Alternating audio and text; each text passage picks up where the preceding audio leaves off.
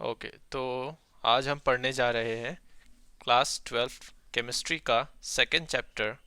देखो, सॉल्यूशन जो होता है वो दो चीज़ों मिलके बनता है। एक होता है सॉल्यूट और दूसरा होता है सॉल्वेंट। एक होता है सॉल्यूट और दूसरा होता है सॉल्वेंट। सो ये दोनों चीज़ें मिलकर हमें बनाते हैं सॉल्यूशन, हमें देते हैं सॉल्यूशन। सॉल्यूट वो चीज़ है जो सॉल्वेंट में जाकर मिक्स होती है और दोनों को मिक्स करने के बाद हमारे को मिलता है सॉल्यूशन। ठीक, तो चलो सॉल्यूशन का डेफिनेशन लिखते हैं सबसे पहले। Solution is a homogeneous mixture of two और, अगर आप लोगों को ये काफ़ी धीरे लग रहा है तो आप लोग इसे 1x की स्पीड में या फिर 1.5 की स्पीड में आप इसको देख सकते हैं। सो to or more substance in same और different physical phase, chemically non-reacting substance। तो देखिए डेफिनेशन ने क्या बोला।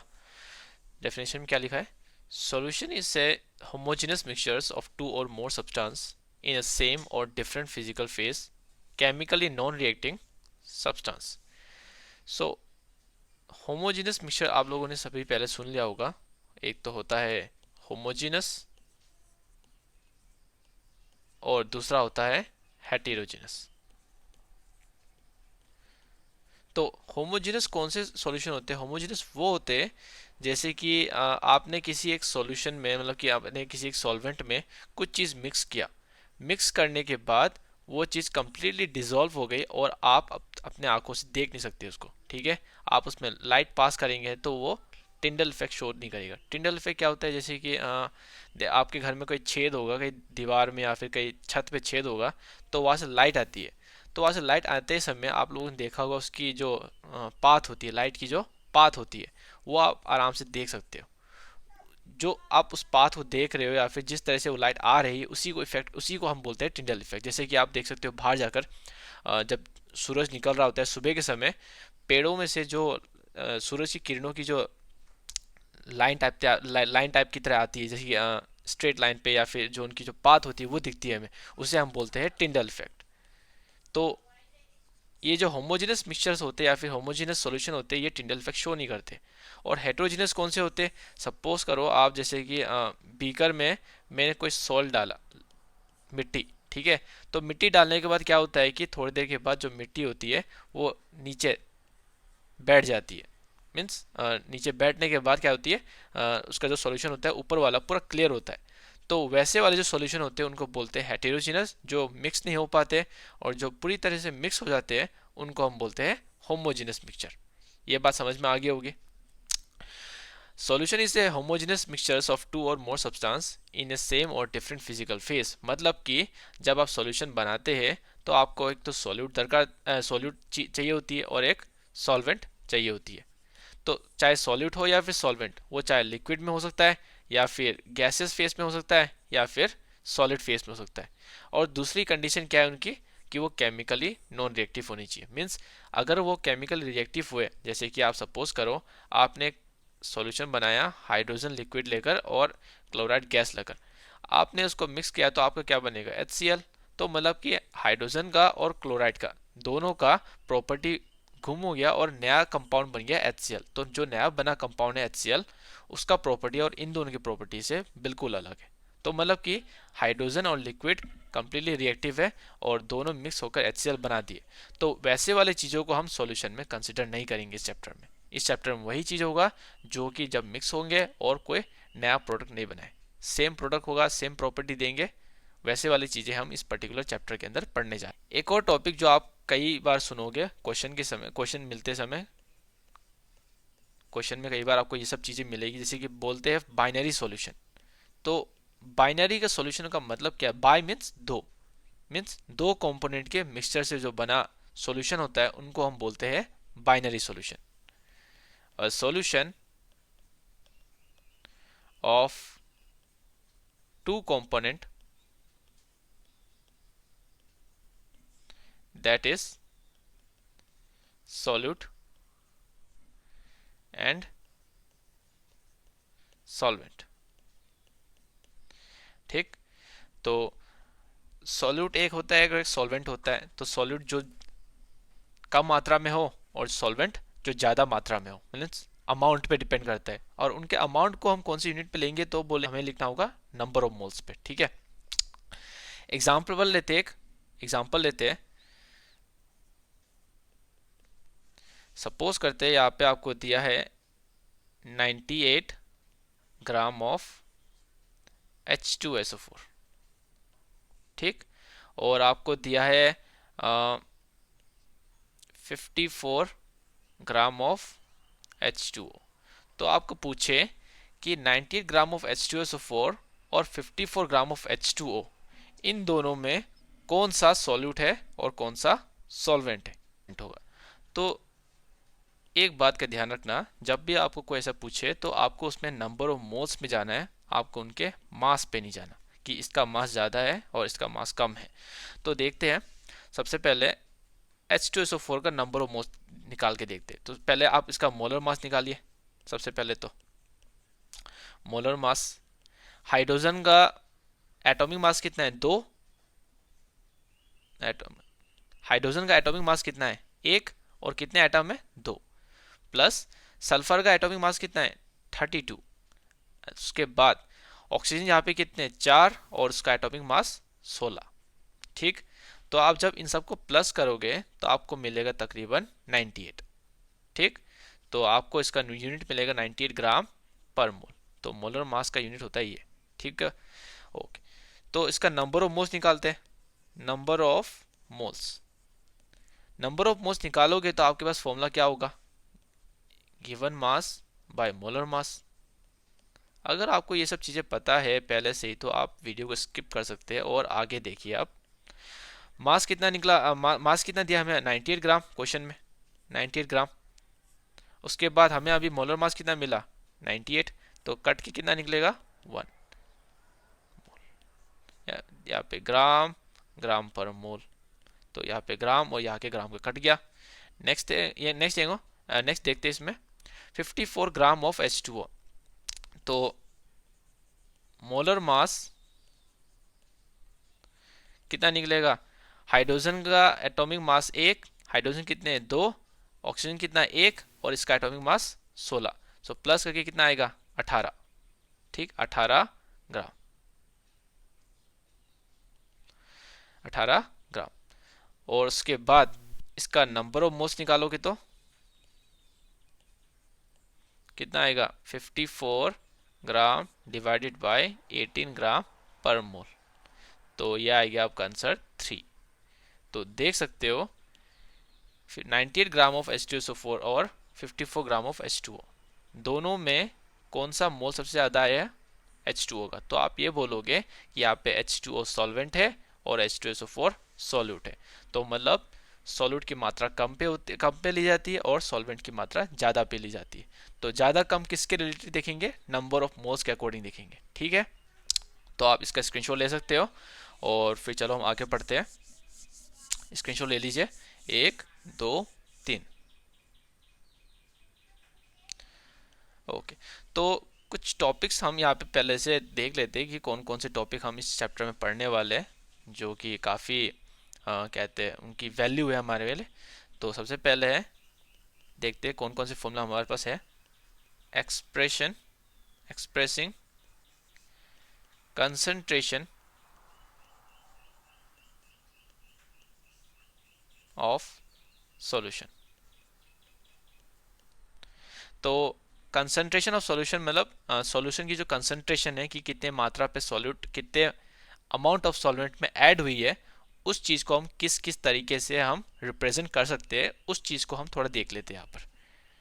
तो सबसे पहले तो वॉल्यूम रिलेटेड टेम्परेचर डिपेंडेंट। तो इसमें है आपके पास सबसे पहले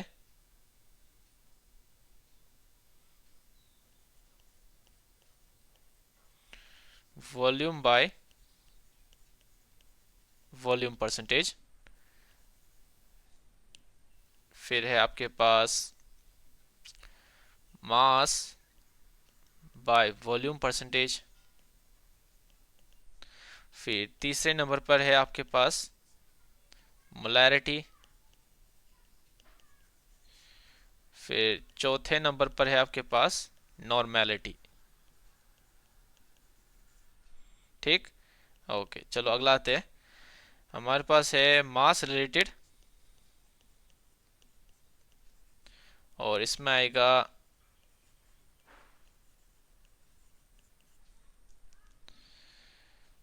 और इसके अंदर कौन कौन से टॉपिक आएंगे। सबसे पहले तो मास बाय मास परसेंटेज, और दूसरे नंबर पर है मोल फ्रैक्शन, तीसरा हम यहाँ पे लिख लेते हैं नीचे, तीसरा होगा हमारे पास मोलैलिटी, और चौथा होगा हमारे पास पार्ट्स पर मिलियन, और पार्ट्स पर बिलियन भी बोल सकते हो। दोनों हम इसी टॉपिक के अंदर देख सकते हैं, पार्ट्स पर मिलियन और पार्ट्स पर बिलियन। तो चलो इन सब को देखते हैं एक एक करके कि इन सब का मतलब क्या है, और इन सब से रिलेटेड न्यूमेरिकल करके देखते हैं कि किस तरह से हम उन सवालों को हम हल कर सकते हैं। ठीक है, ओके। तो सबसे पहला टॉपिक है हमारे पास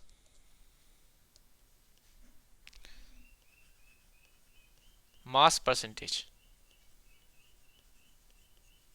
सबसे पहला टॉपिक मास परसेंटेज, या फिर हम इसको लिख सकते हैं वेट बाय वेट परसेंटेज, और या फिर शॉर्टकट पे हम W बाय W परसेंटेज लिख सकते हैं। ठीक है, तो चलो सवालों जब सवाल करोगे तो आप लोगों को यहाँ पे ऐसा सिंबल दिखेगा, या फिर आपको बोलेगा मास परसेंटेज और बोलेगा वेट बाय वेट परसेंटेज और मास बाय मास परसेंटेज लिख के देगा। तो कोई भी आप इनमें से चूज कर लो, या फिर जो भी सवाल में दिया जाएगा सबका मीनिंग एक ही होगा। ठीक है, तो इसका फॉर्मूला क्या है, वेट बाय वेट का फॉर्मूला या फिर मास बाय मास का formula, mass of solute divided by mass of solution into 100। तो ये रहा आपका फॉर्मूला।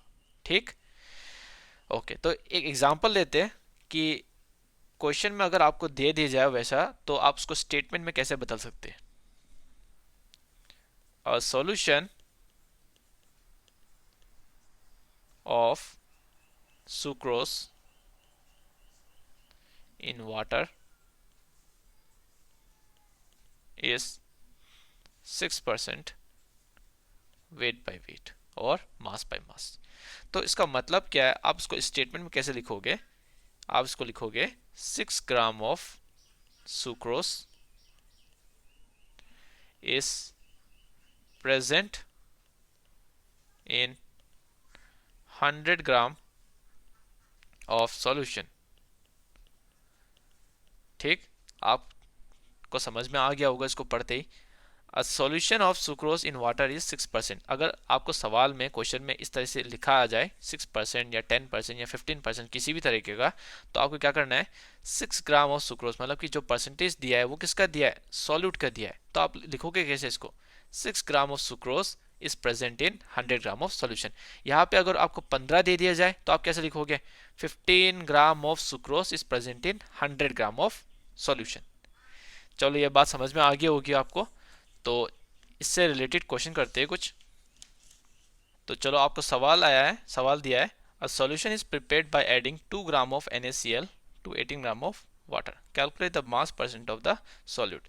2 ग्राम ऑफ NaCl को हमने किस में डाला, 18 ग्राम ऑफ वाटर में। तो मतलब कि हमारे पास यहाँ पे वाटर सॉल्वेंट हो गया और NaCl हो गया हमारा सॉल्यूट। तो हमें निकालने के लिए बोला है मास परसेंटेज। तो मास परसेंटेज निकालते हैं, कैसे निकालेंगे इसको, सबसे पहले तो लिखते हैं सॉल्यूशन। तो सबसे पहले मास ऑफ सॉल्यूशन निकालिए। Mass of solution, mass of solution क्या होता है, मास of solute plus mass of solvent. तो यहाँ पे सॉल्यूट क्या है, NaCl कितना ग्राम दिया है, 2 ग्राम, और उसके बाद सॉल्वेंट कितना दिया है हमारे पास, 18 ग्राम। तो दोनों को प्लस कीजिए, कितना आएगा आपके पास, 20 ग्राम। ठीक, तो मास ऑफ सॉल्यूशन निकल गया, मास ऑफ सॉल्यूट दिया हुआ है, वेट बाय वेट परसेंटेज निकाल सकते हैं या फिर मास परसेंटेज जो हमें बोला है वो निकाल सकते हैं। तो मास परसेंटेज, तो मास परसेंटेज कितना होगा हमारे पास, mass of solute, mass of solute divided by mass of solvent. तो ये हुआ हमारे पास इनटू 100। मास ऑफ सॉल्यूट कितना दिया हमें, 2 ग्राम, मास ऑफ सॉल्वेंट कितना दिया है, 20 ग्राम, इनटू 100 करेंगे और आपका आएगा आंसर 10%। ठीक, तो चलो ये हुआ आपका पहला सवाल। दूसरा सवाल चलते हैं।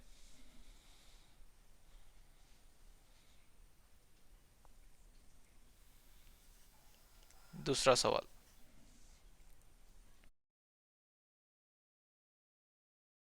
ओके तो चलो आपको सवाल पूछा है, calculate the mass percentage of benzene C6H6 and carbon tetrachloride CCl4 if 22 gram of benzene is dissolved in 122 gram of carbon tetrachloride। यहाँ पे बेंजीन को हमने किस में ऐड किया, कार्बन टेट्राक्लोराइड में। तो यहाँ पे बेंजीन हुआ सॉल्यूट और कार्बन टेट्राक्लोराइड हुआ सॉल्वेंट। तो यहाँ पे मास परसेंटेज निकालने के लिए बोला है हमें किस किस का, बेंजीन का एक तो, और दूसरा कार्बन टेट्राक्लोराइड का। सो दोनों का हमें मास परसेंटेज निकालना है। सो दोनों का मास परसेंटेज निकालना होगा तो दोनों के लिए हमें अलग अलग से करना पड़ेगा। ओके, तो चलो सवाल को करते हैं शुरू। तो सॉल्यूशन लिखते हैं। सबसे पहले तो आपको मास ऑफ सॉल्यूशन निकालना पड़ेगा। मास ऑफ सॉल्यूशन ये कितना आएगा, मास ऑफ बेंजीन कितना दिया हमें, 22 ग्राम, मास ऑफ कार्बन टेट्राक्लोराइड कितना दिया हमें, 122 ग्राम। तो 122 ग्राम और दोनों को प्लस करने के बाद आएगा हमारे पास 144 ग्राम। तो ये हुआ हमारे पास मास ऑफ सॉल्यूशन। उसके बाद निकालते हैं मास परसेंटेज ऑफ बेंजीन C6H। तो इसको कैसे लिखेंगे, सबसे पहले तो mass of benzene divided by mass of solution into 100। तो मास ऑफ बेंजीन कितना है हमारे पास, 22, मास ऑफ सॉल्यूशन कितना है हमारे पास, 144, इनटू 100 करेंगे तो हमारे पास ये कट कुट कर लगभग 15.28 आंसर आएगा। अब 15.2777 समथिंग आएगा। तो हम इसको लिखेंगे 15.2, क्योंकि यहाँ पे सिग्निफिकेंट नंबर हमें लेना है। तो पहले यहाँ पर 2 नंबर डिजिट तक हम ले रहे हैं, तो ये 5 से ज़्यादा है तो हम यहाँ पे ऐड अप करेंगे तो ये बन जाएगा हमारा 8। अगर यही नंबर 5 से नीचे होता, एग्जाम्पल 15.273 आया सपोज करते हैं, और आप ये ले रहे हो सेकंड डिजिट तक, डेसिमल के सेकंड डिजिट तक ले रहे हो, तो यहाँ पे आंसर आपका 15.27 ही रहेगा, क्योंकि यहाँ पे जो अगला नंबर है वो 5 से छोटा है। ठीक, ओके, तो यह रहा आपका मास परसेंटेज ऑफ बेंजीन। अगला निकालते हैं मास percentage of carbon tetrachloride CCl4। तो इसमें भी उसी तरह mass of carbon tetrachloride divided by mass of solution.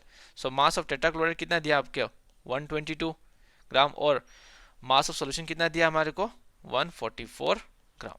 ये दोनों कटो, इस दोनों को डिवाइड कीजिए इनटू 100 के साथ, और आपका आंसर निकल के आएगा लगभग 84.72%। ठीक, आसान। ओके, चलो अगला सवाल करते हैं।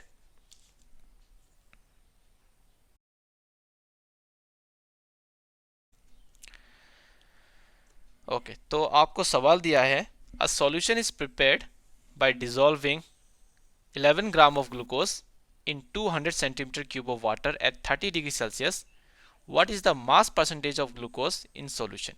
The density of the water at 30 degrees Celsius is 0.996 gram centimetre inverse 3।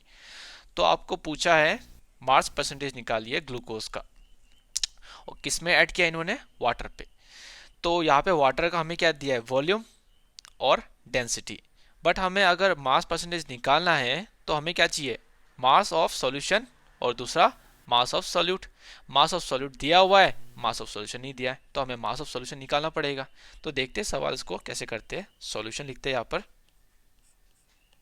Okay, तो आपको गिवन क्या क्या दिया है इसमें सवाल में? इस सवाल में आपको दिया क्या क्या है?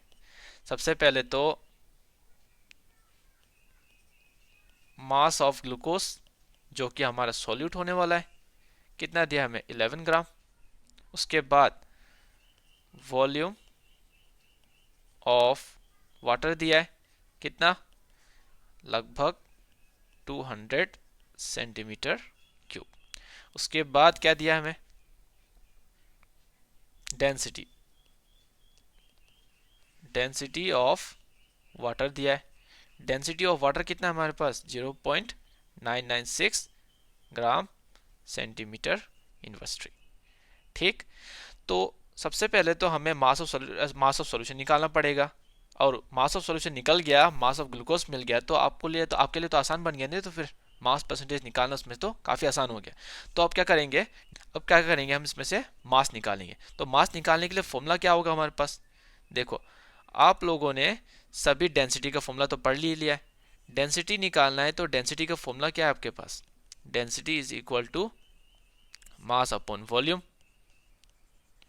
तो मास आपको निकालना है यहाँ से। डेंसिटी आपको दिया हुआ है, वॉल्यूम आपको दिया हुआ है, तो मास निकाल सकते हो ना आराम से इधर से। तो यहाँ पे लिखते हैं mass of solution. Mass of solution लिखते हैं, और इसके बाद क्या करेंगे? इसमें डेंसिटी इंटू वॉल्यूम करेंगे। तो डेंसिटी कितना दिया आपको? 0.996 ग्राम सेंटीमीटर इनवर्स 3, और वॉल्यूम कितना दिया आपको? 200 सेंटीमीटर क्यूब। ठीक, तो यहाँ से आप इसको और इसको काट सकते हो, आपका ग्राम निकल जाएगा यहाँ से। और उसके बाद 0.996 इंटू 200 को मल्टीप्लाई कीजिए, और इन दोनों को मल्टीप्लाई करने के बाद आपको मिलेगा 199.2 ग्राम। ठीक, तो चलो आपको मिल गया मास ऑफ द सॉल्यूशन, आपके पास मास ऑफ द सॉल्यूट है, तो ये दोनों मिल गया, तो आप निकाल सकते हो mass percentage. Mass percentage of glucose कितना? मास ऑफ द ग्लूकोज कितना दिया हमें? 11 ग्राम, और मास ऑफ द सॉल्यूशन कितना आया हमारे पास? 199.2 ग्राम इंटू 100, और आप इसको डिवाइड करके 100 से इंटू करो, तो आपके पास आंसर आएगा लगभग 5.23%। चलो ठीक, आसान।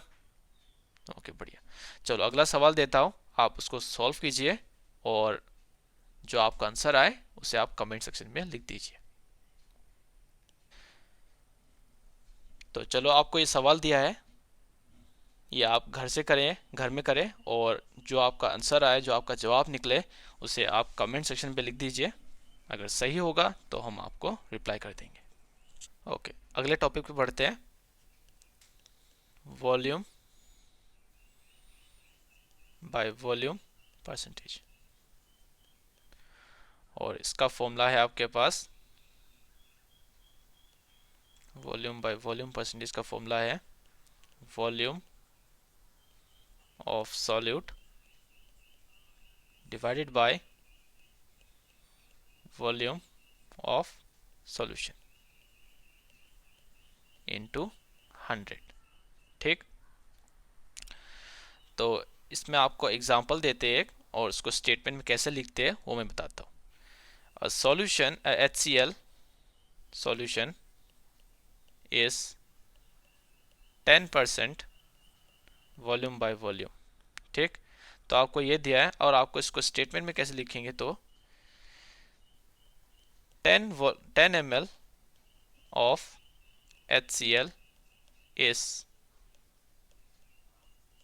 present in 100 ml of solution.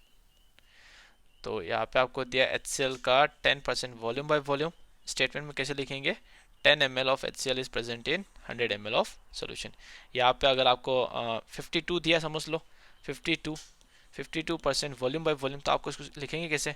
52 ml of HCl is present in 100 ml of solution. तो आपको समझ में आ गया होगा कि अगर वेट बाय वेट परसेंटेज का स्टेटमेंट लिखना है या फिर वॉल्यूम बाय वॉल्यूम का स्टेटमेंट लिखना है, उसको कैसे लिखेंगे। चलो इसका भी सॉल्व करने का तरीका बिल्कुल पहले की तरह होगा, बट फर्क इतना है कि उसमें मास दिया है, इसमें वॉल्यूम दिया हुआ है। तो तीसरे टॉपिक पर बढ़ते हैं। आप इनको स्क्रीनशॉट ले लीजिए जब भी आपको नोट्स लिखना है या फिर जब भी वीडियो पॉज करके आप लिखना चाहते हैं तो आप उसको पॉज कीजिए या तो आप स्क्रीनशॉट ले लीजिए, ठीक है। तीसरा आते हैं मास बाय वॉल्यूम परसेंटेज, ठीक। तो यहाँ पे आपके पास फॉर्मूला है वेट बाय वॉल्यूम या फिर मास बाय वॉल्यूम बोल सकते हो आप, कोई भी दोनों में से, ठीक है। Mass of solute divided by volume of solution into 100। तो आपके पास फॉर्मूला है मास बाय वॉल्यूम, इसका फॉर्मूला है मास of solute divide by volume of solution into 100, ठीक है। तो चलो एग्जांपल लेते हैं, उसको स्टेटमेंट में कैसे लिखना है वो भी मैं बताता हूँ आपको।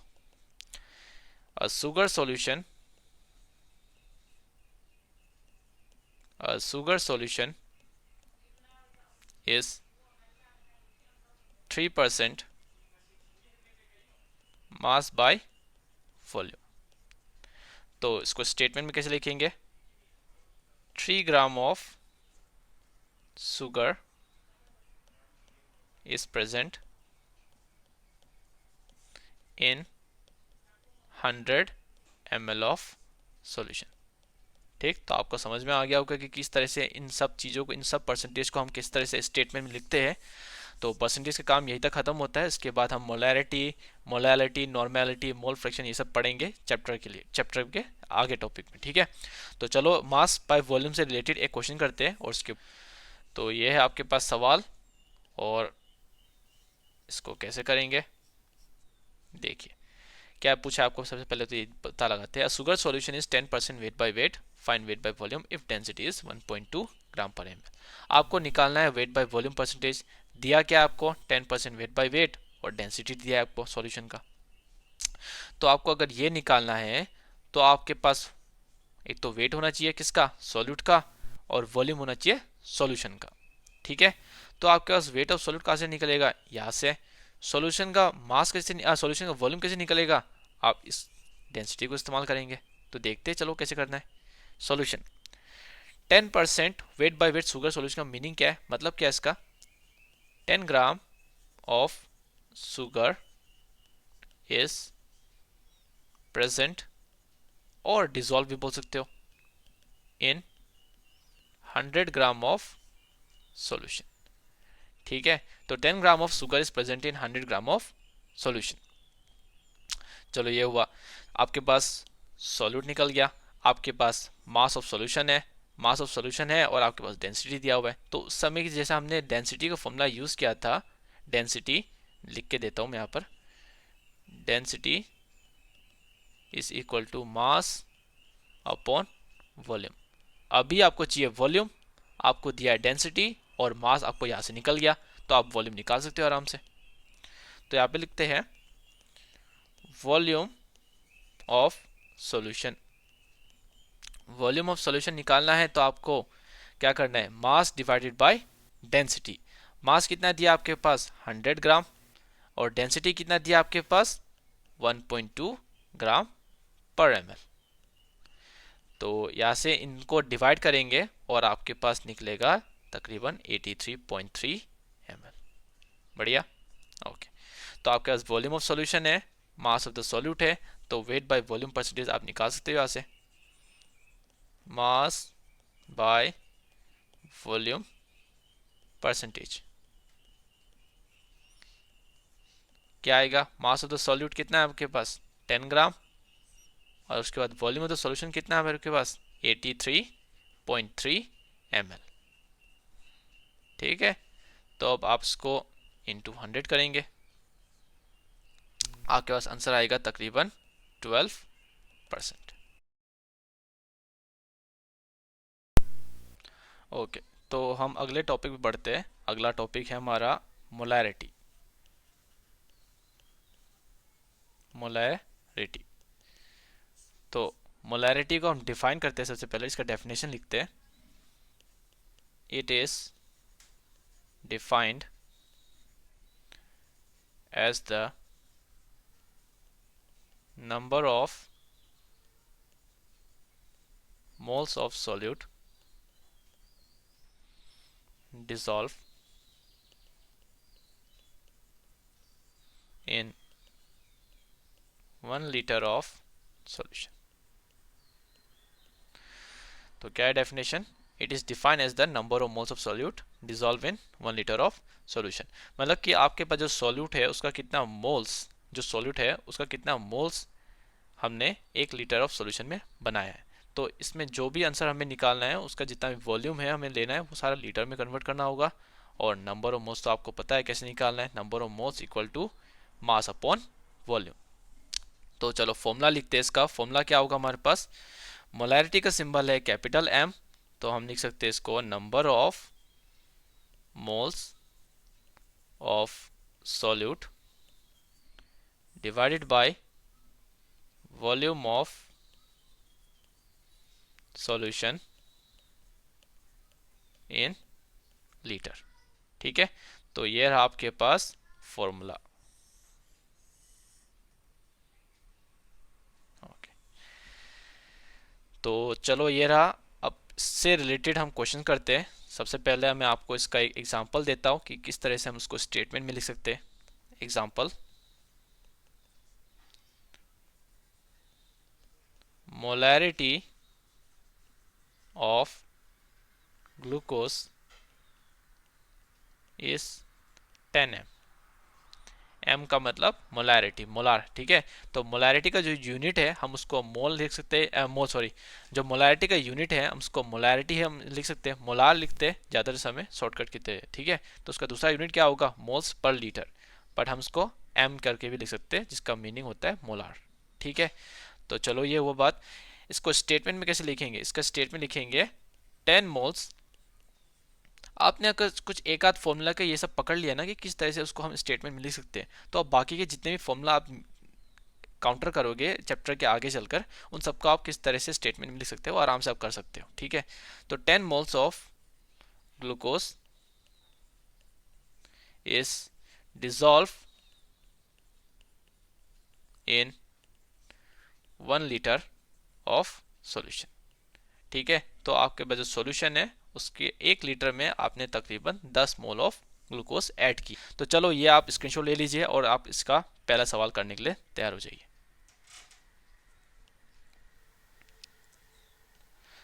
तो ये रहा आपके पास सवाल। क्या पूछा है? Calculate the molarity of A solution containing 5 gram of NaOH in 450 ml। आपको सॉल्यूट का मास दिया है और आपको सॉल्वेंट का वॉल्यूम दिया हुआ है। ठीक है, तो आपको करना क्या है? सबसे पहले नंबर ऑफ मोल्स निकालना है, उसके बाद आपको मोलैरिटी की फॉर्मूला में पुट करना है और यहाँ पे जो ml में दिया हुआ है इसको आप लीटर में कन्वर्ट कीजिए। ठीक है, तो सॉल्यूशन क्या क्या दिया आपके पास? मास ऑफ NaOH कितना? 5 ग्राम। तो अब इसका मोलर मास निकालते हैं। मोलर मास ऑफ NaOH कितना होगा? सोडियम का एटॉमिक मास कितना है? 23, और ऑक्सीजन का एटॉमिक मास है 16, और हाइड्रोजन का है 1। तो ये मिलेगा आपको तकरीबन 40 ग्राम पर मोल। ठीक है, नेक्स्ट आपको वॉल्यूम दिया हुआ है। वॉल्यूम ऑफ सॉल्यूशन कितना?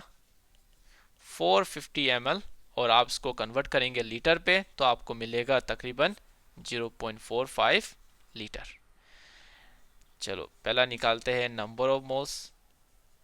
नंबर ऑफ मोल्स निकालना है तो given mass by molar mass, given mass by molar मास।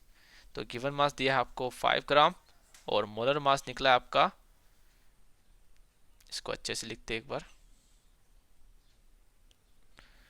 5 ग्राम और इसमें मिला है 5 ग्राम पर मोल। तो ये आपके पास निकलेगा तकरीबन 0.125 मोल। ठीक, आपके पास नंबर ऑफ मोल्स है, वॉल्यूम ऑफ सॉल्यूशन है, यहाँ से आप मोलैरिटी निकाल सकते हो, मोलैरिटी ऑफ द सॉल्यूशन। ठीक है, सॉल्यूशन का हम मोलैरिटी निकालना है।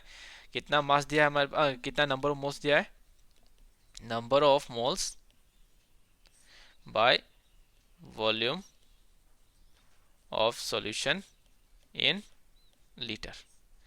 तो यहाँ पे लिखते हैं 0.125 मोल और वॉल्यूम दिया है हमारे पास 0.45 लीटर, और इन दोनों को डिवाइड करेंगे तो आपके पास मिलेगा आंसर तकरीबन 0.278 मोल पर लीटर, या फिर आप इसको लिख सकते हो 0.278 मोलार।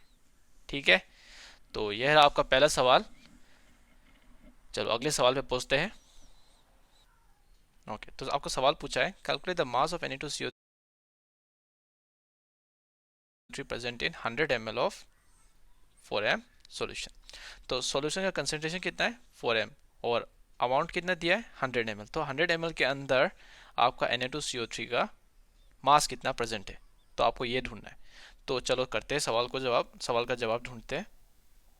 सॉल्यूशन, तो आपको दिया क्या क्या है देखो, कंसंट्रेशन ऑफ सॉल्यूशन जो कि है हमारे पास 4m। ठीक है, फिर उसके बाद आपको दिया है वॉल्यूम ऑफ सॉल्यूशन, कितना है आपके पास 100 ml। इसको लीटर में कन्वर्ट करेंगे तो हमारे पास आएगा 0.1 लीटर। ठीक है, फिर उसके बाद हमें क्या करना है, सबसे पहले देखो आपको पता है मोलैरिटी का फॉर्मूला क्या है, number of moles of solute. ठीक है, ये तो आपके पास सॉल्यूट कितना है, आपके पास Na2CO3 सॉल्यूट, और उसके बाद यहाँ पे क्या लिखेंगे वॉल्यूम ऑफ सॉल्यूशन। ठीक है, तो मोलैरिटी आपको दिया हुआ है पहले से कितना 4m, नंबर ऑफ मोल्स कितना दिया आपको पता नहीं है, तो आप लिखेंगे यहाँ पर number of moles of solute है हमारे पास, सॉल्यूट के बजाय हम लिख सकते हैं Na2CO3, और उसके बाद यहाँ पे इसको ऐसे लिख लीजिए। और वॉल्यूम कितना दिया हुआ है हमारे पास, वॉल्यूम दिया हुआ है हमारे पास 0.1 लीटर। तो यहाँ से आप निकाल सकते हैं नंबर ऑफ मोल्स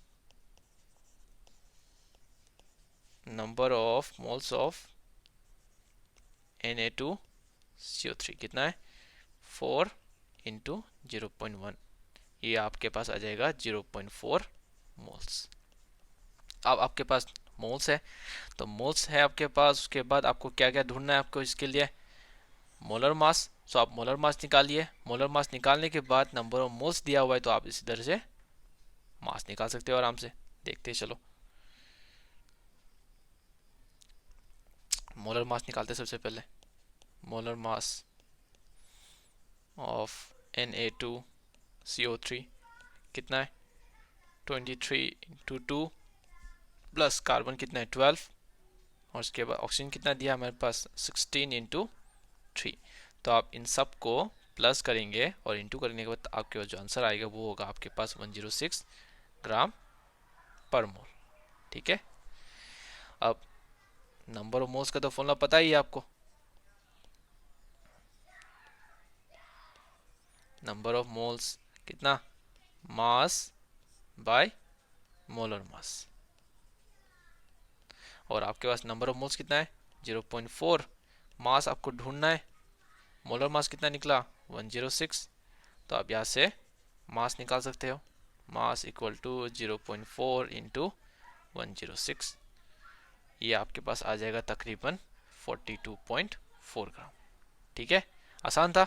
चलो स्क्रीनशॉट ले लीजिए आप इसका स्क्रीनशॉट ले लीजिए। उसके बाद हम अगले सवाल पे चलते हैं। ठीक है। तो चलो ये रहा आपके पास सवाल। आप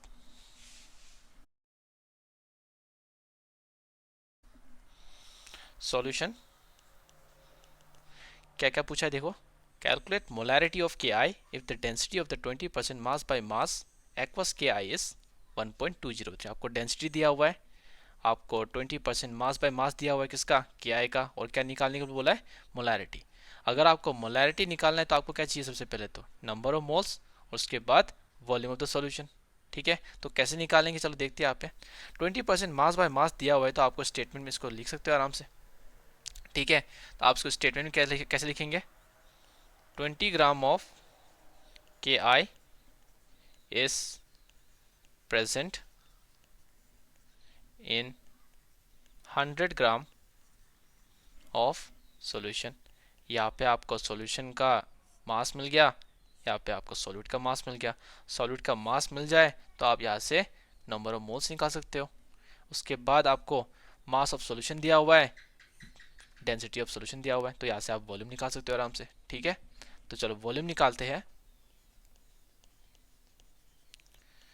volume of solution is equal to कितना है आपके पास, मास अपॉन सॉरी डेंसिटी। आपके पास फॉर्मूला क्या है, मास अपॉन वॉल्यूम। तो यहाँ पे अगर आपको वॉल्यूम निकालना है तो मास बाय डेंसिटी लिखेंगे, मास बाय डेंसिटी। तो मास कितना है आपके पास सॉल्यूशन का, 100 ग्राम, और उसके बाद वॉल्यूम कितना दिया, डेंसिटी कितना दिया हुआ है, 1.202 ग्राम पर एम एल। ठीक है, तो आप यहाँ से आप इसको डिवाइड करेंगे और आपके पास आंसर आएगा तकरीबन 83.19 एम एल। और आपको पता है मोलैरिटी निकालना है तो आपको इन सबको लीटर में कन्वर्ट करना पड़ेगा। तो आप अगर इसको लीटर में कन्वर्ट करेंगे तो आपके पास आएगा 0.0832 लीटर। ठीक है, ये लीटर है, लास्ट वाला लीटर। मोलर मास निकाल लेते हैं। मोलर मास ऑफ के आई। ठीक है, molar mass of K I. Potassium का है आपके पास 39 और आयोडीन का है आपके पास 127।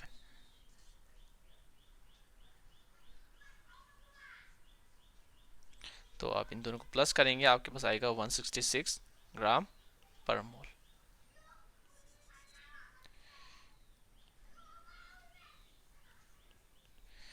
मोलर मास निकल गया आपका। अब आपको निकालना है यहाँ से number of moles. Number of moles कितना दिया आपके पास, given mass by molar mass. Given mass है आपके पास 20 ग्राम और मोलर मास है आपके पास 166 ग्राम पर मोल। ठीक है, तो आप इसको डिवाइड करेंगे और आपके पास आंसर आएगा 0.12 मोल्स।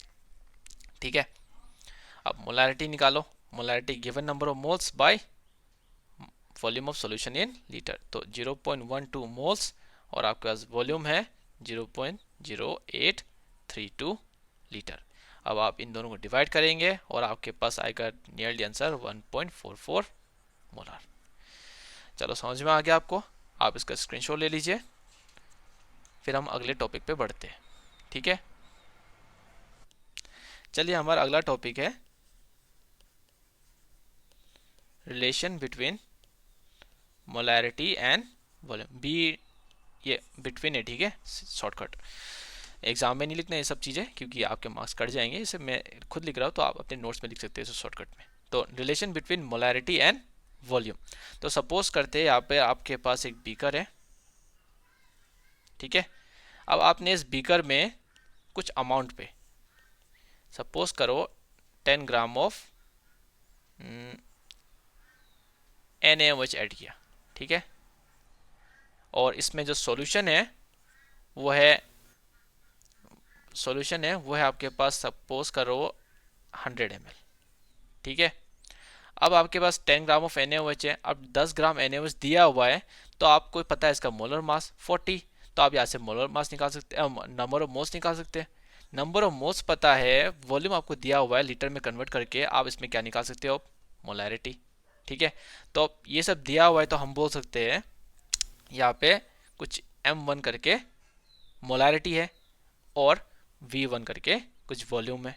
ठीक है, तो V1 हमारे पास है समथिंग है 100 ml, लीटर में कन्वर्ट कर लीजिए और आपके पास एक मोलैरिटी निकल के आ गया सपोज करते हैं, ठीक है। आपने क्या किया, इस बीकर में 100 ml फिर से ऐड किया, ठीक है। अब 100 ml ऐड किया है तो क्या इसका मोलैरिटी चेंज होगा? जरूर चेंज होगा। क्या इसका नंबर ऑफ मोल्स चेंज होगा? नहीं होगा चेंज, क्योंकि उसमें तो हमने कोई चेंजेस किया ही नहीं। 10 ग्राम ऑफ NaOH है तो इसका तो मोलर मोलर मास निकालिए और नंबर ऑफ मोल्स चेक कीजिए, सेम होगा। So number of moles same होगा, मोलैरिटी चेंज होगा और वॉल्यूम चेंज होगा। तो हम बोल सकते हैं जो नया वाला बीकर है, ठीक है, नया वाला बीकर है उसमें हमने समथिंग ऐड किया, कितना? 100 ml। सपोज करते हैं 100 ml हमने वॉल्यूम ऐड किया, ऐड, तो इसमें जो नया वॉल्यूम आएगा वो कितना होगा?